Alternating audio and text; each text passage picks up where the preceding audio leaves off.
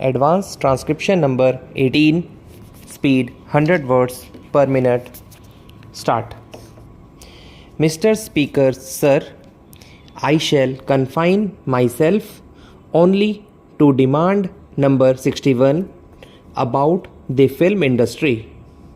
I wish I could congratulate the Ministry of Information and Broadcasting on its contribution to the film industry, which after textiles has come to be one of the biggest industries in this country. But unfortunately, the Ministry of Information and Broadcasting, except instituting a few awards annually given to certain film artists, film directors, film writers, story writers, and so on and so forth, has not done much about it. In recent years, we have noticed that the film industry has been passing through a very big crisis. If we go to studios of Bombay, Calcutta, and Madras, we will find hundreds of film artists, film technicians, and film workers out of job. We will see that those places which were producing scores of films have closed down, the studios are lying idle, and the artists are without job. The film directors are rotting on the streets. If we examine the reason for all this unemployment and crisis in the film industry, we will find that the short-sighted policy of censorship by the Ministry of Information and Broadcasting has been responsible for it. I am not one of those who believe that there should not be censorship of films and film directors should be given full freedom to produce whatever film they like. I am not one of those who, for a minute, will stand for the vulgarity in the film industry. I am not one of those who believe that films should become a vehicle of taste and entertainment only and not for education. But we should remember that the film industry in this country in the last few years has grown tremendously, and it has contributed its own quota to the cultural development of our country. And it is for the Ministry of Information and Broadcasting to give guidance to the industry so that the industry may serve the cause of education, culture, and national integration in this country. What we find is that we have got a film censor board. It is constituted of some very eminent people who seldom meet, and all the work is left to the administrative machinery of the film censor board. Some of the films are censored in a way which hardly does credit to the ministry.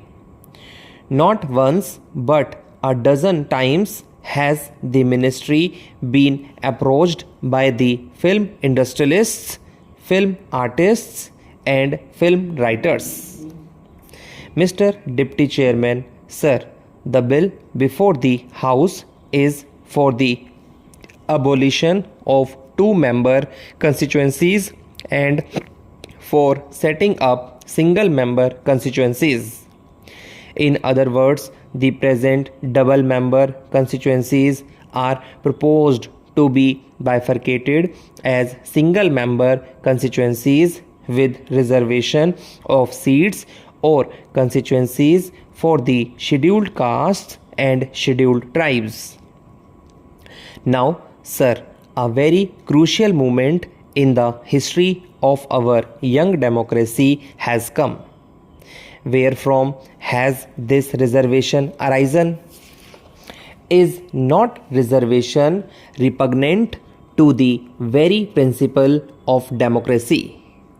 Still, we have reconciled ourselves to this reservation.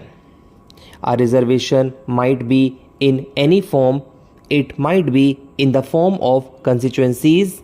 It might be for the scheduled castes and scheduled tribes. It is a fact of history that in our society there are people who are called weaker sections and they go by the name of scheduled castes and scheduled tribes. I do not know whose fault it is, but anyway, in our society we find a section of people who are said to be weak. Certainly they are weak. Their cases deserve to be considered and should be given topmost priority, but there is a lot of misapprehension when we talk of reservation of seats. Is a single member of the Harijan community or scheduled castes going to solve the problem of the entire Harijan population? Self-reliance, self-respect and things like that are talked of. How do they come? Will they come only by making a single man a member of the assembly or parliament? Will that give self-respect to the entire community? On the other hand, I would believe that self-respect, self-reliance or self-confidence, whatever you call it, can come more by education, more by economic upliftment, more by spread of culture, more by mingling with other classes of people, and these are the measures that are called for at present in order to uplift the weaker sections of the people. Anyway, they are there. Millions of rupees are spent on the uplift of these people, and I am sure never before in the history of this country such a lot of good to these people who done as is being done within these 20 or 30 years of our independence. I am sure all these differences would disappear and India will emerge as a cohesive nation, but in the meanwhile something has to be done.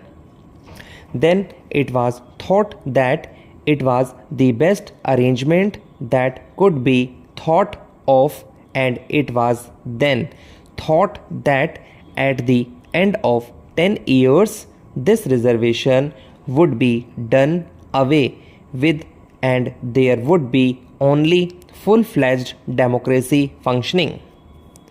Now at the end of 10 years we have come to the conclusion that instead of these double member constituencies we shall have to set up single member constituencies with reservation of seats for the scheduled castes and the scheduled tribes. I should think that it is a great retrograde step that we have taken. It is not an advance that we are making in our democratic setup. I am sure that this has happened on account of the pressure of certain sections of the people who day and night harp on self-reliance, self-respect, etc. Now let us consider if this system that is being thought of by this bill is going to create any vested interests. Let us also consider if a spirit of segregation will be created by the step that we have taken. These are the negative aspects of the step that we are now proposing.